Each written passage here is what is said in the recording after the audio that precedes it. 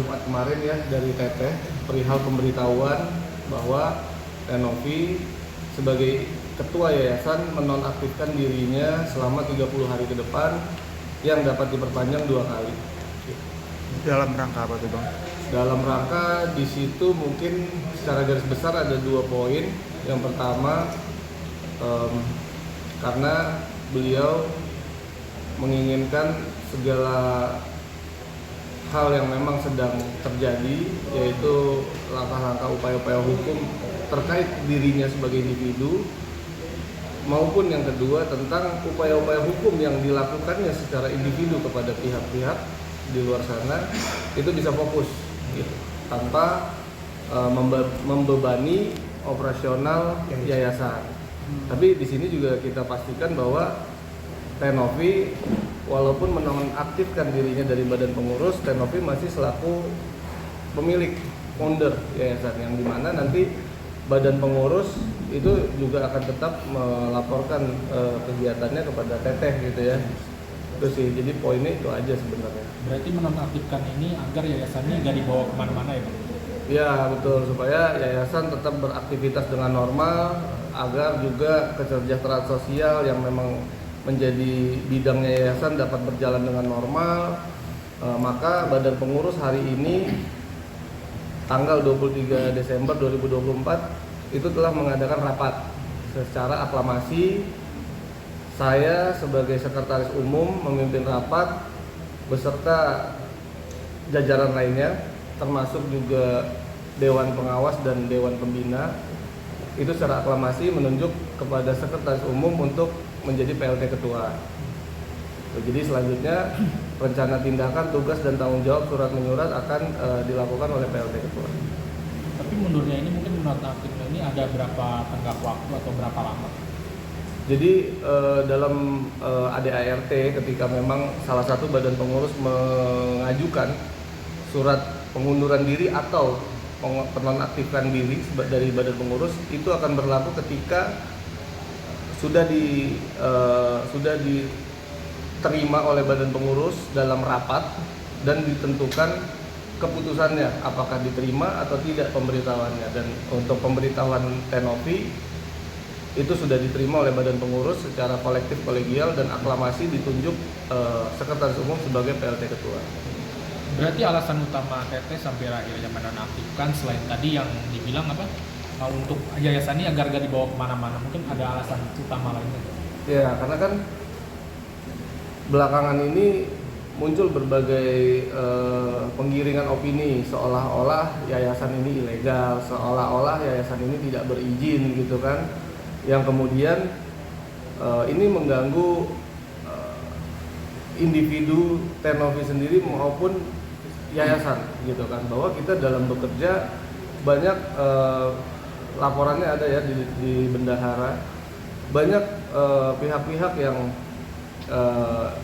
itu ingin gitu kan, ingin mendonasikan atau menyumbang sebagian dari rezekinya, itu sempat menunda sampai ini dapat kejelasan bahwa ini yayasannya ilegal atau tidak kan gitu. Padahal yayasan kita telah berdiri dari tahun 2021, akta pendiriannya ada, SK Menkumhamnya ada, kemudian TDI-nya ada, tanda daftar yayasannya ada, izin operasionalnya, begitupun juga turunannya, itu ada RT, SOP dan lain-lain gitu. Jadi kita harap dengan seperti ini kegiatan yayasan dapat kembali normal ya.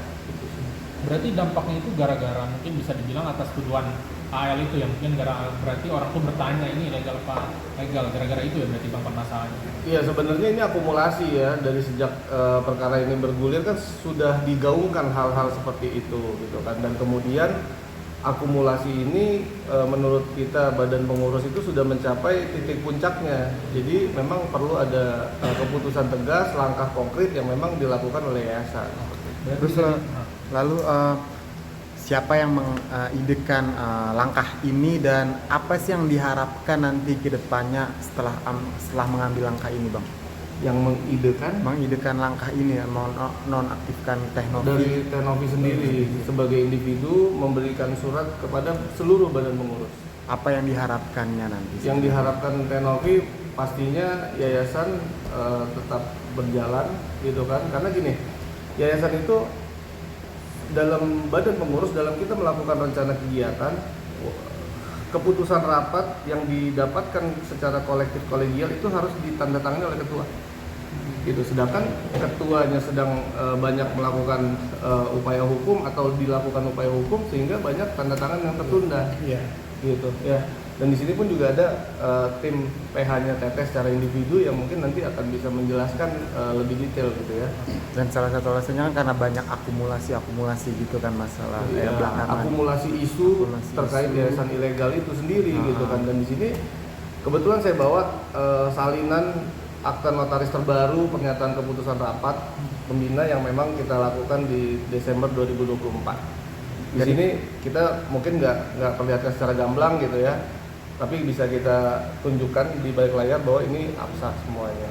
Dan itu sebenarnya ide Teknovi untuk menonaktifkan diri. Dan apakah yang mau dilakukan Teknovi, apakah mau istirahat dulu, apakah emang dia ternyata banyak tekanan belakangan ini atau seperti apa gangguan? Jadi kan teman-teman bisa lihat ya, Teknovi itu juga sebagai individu tuh punya profesi sebagai content creator gitu ya. Jadi sebagai content creator pun hari ini juga Teknovi masih ada di Cina ya untuk melakukan serangkaian tour kegiatan live event bersama TikTok Official Indonesia. Jadi banyak hal yang memang dilakukan Teknovi di belakang layar yang memang nggak semuanya itu berkaitan dengan yayasan juga gitu kan. Tapi di dalam yayasan sebagai ketua, Teknovi adalah sebagai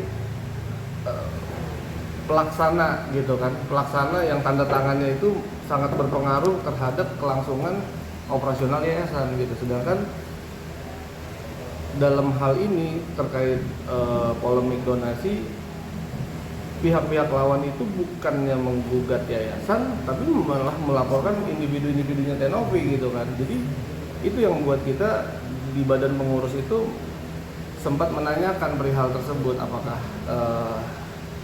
ini bisa dipisahkan seperti itu dan lain-lain sebagai pertimbangan beliau sebagai ketua itu. Berarti Bang bisa dibilang untuk menyelesaikan terhadap dengan AL yang sekarang bermasalah, mungkin untuk menyelesaikan permasalahan ini agar selesai dan nggak dibawa-bawa lagi yayasan. Ya kalau itu kan kita nggak bisa ubah persepsi orang gitu ya. Tapi memang dalam hal ini yayasan pun sudah digugat juga oleh perwakilan donatur. Kita juga sudah menerima somasinya lagi terkait itu.